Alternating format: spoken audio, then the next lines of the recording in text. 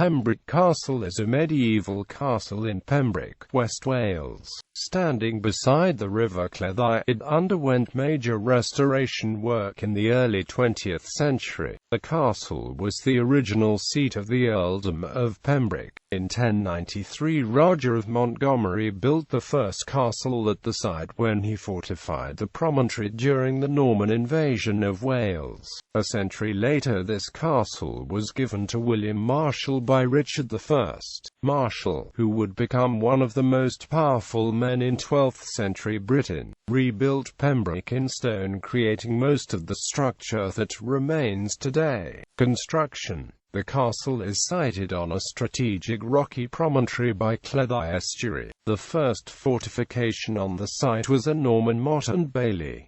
It had earthen ramparts and a timber palisade. In 1189, Pembroke Castle was acquired by William Marshal. The Earl Marshal then set about turning the earthenwood fort into an impressive Norman stone castle. The inner ward, which was constructed first, contains the huge round keep with its domed roof. Its original first-floor entrance was through an external stairwell. Inside, a spiral stairwell connected its 4 stories. The keep's domed roof also has several put-log holes that supported a wooden fighting platform. If the castle was attacked, the hoarding allowed defenders to go out beyond the keep's massive walls above the heads of the attackers. The inner ward skirt and wall had a large horseshoe-shaped gateway, but only a thinned wall was required along the promontory. This section of wall has a small observation turret and a square stone platform. Domestic buildings including William Marshal's Great Hall and private apartments were within the inner ward. In the late 13th century, additional buildings were added to the inner ward, including a new Great Hall. A 55-step spiral stairwell was also created that led down to a large limestone cave known as Wagon Cavern beneath the castle. The cave, which was created by natural water erosion, was fortified with a wall, barred gateway and arrow slants. It may have served as a boathouse or a sallyport to the river where cargo or people could have been transferred. The outer ward was defended by a large twin-towered gatehouse, barbican and several round towers. The outer wall is 5 meters thick in places and constructed from siltstone ashlar. Although Pembroke Castle is a Norman-style enclosure castle with great keep, it can be more accurately described as a linear fortification because,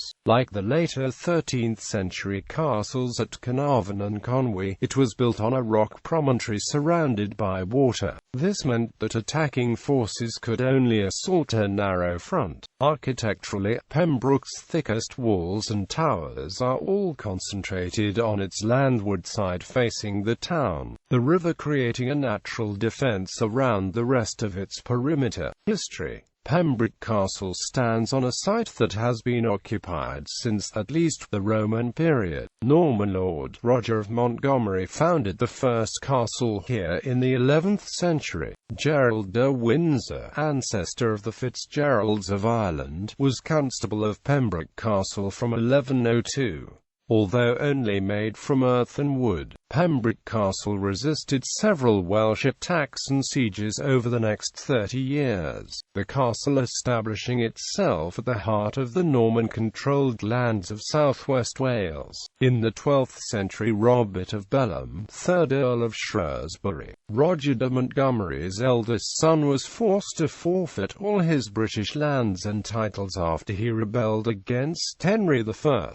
By 1138, King Stephen had given Pembroke Castle to Gilbert de Clare, who used it as an important base in the Norman invasion of Ireland. In August 1189, Richard I arranged the marriage of Isabel, de Clare's granddaughter, to William Marshal, who received both the castle and the title Earl of Pembroke. He had the castle rebuilt in stone, establishing the Great Keep at the same time. Marshal was succeeded by each of his 5 sons. His third son, Gilbert Marshal, was responsible for enlarging and further strengthening the castle between 1234 and 1241. However, all of Marshall's sons died childless. In 1247, the castle was inherited by William de Valence, a half-brother of Henry III, who became Earl of Pembroke through his marriage to Joan, William Marshall's granddaughter. The Valence family held Pembroke for 70 years. During this time, the town was fortified with defensive walls, 3 main gates and a postern. Pembroke Castle became de Valence's military base for fighting the Welsh princes during the conquest of North Wales by Edward I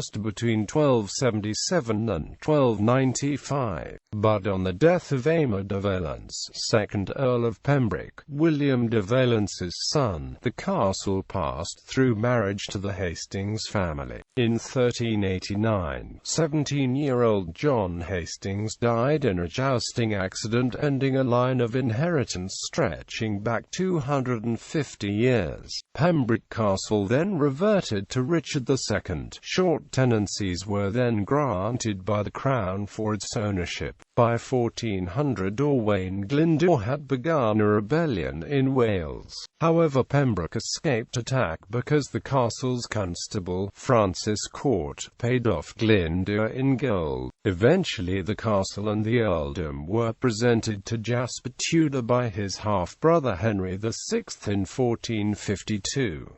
Tudor brought his widowed sister-in-law, Margaret Beaufort, to Pembroke, where she gave birth to her only child, the future King Henry VII of England. In the 15th and 16th centuries the castle was a place of peace, but at the outbreak of the English Civil War, although most of South Wales sided with the king, Pembroke declared for Parliament. It was besieged by royalist troops but was saved after parliamentary reinforcements arrived by sea from nearby Milford Haven. Parliamentary forces then went on to capture the royalist castles of Tenby, Haverfordwest and Carew. But in 1648, when the war was at its close, Pembroke's leaders changed sides and led a royalist uprising. Oliver Cromwell came to Pembroke and took the castle after a 7-week siege. Its 3 leaders were found guilty of treason, and Cromwell ordered the castle to be destroyed. Townspeople were even encouraged to disassemble the fortress and reuse its stone for their own purposes. The castle was then abandoned and allowed to decay.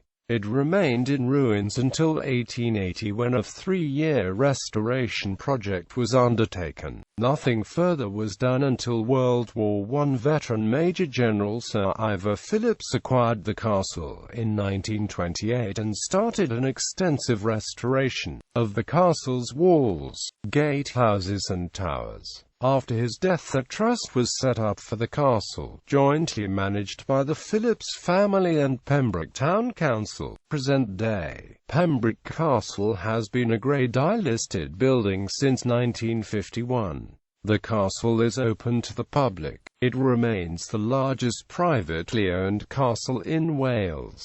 Tableaus and displays depict the many highlights in its history.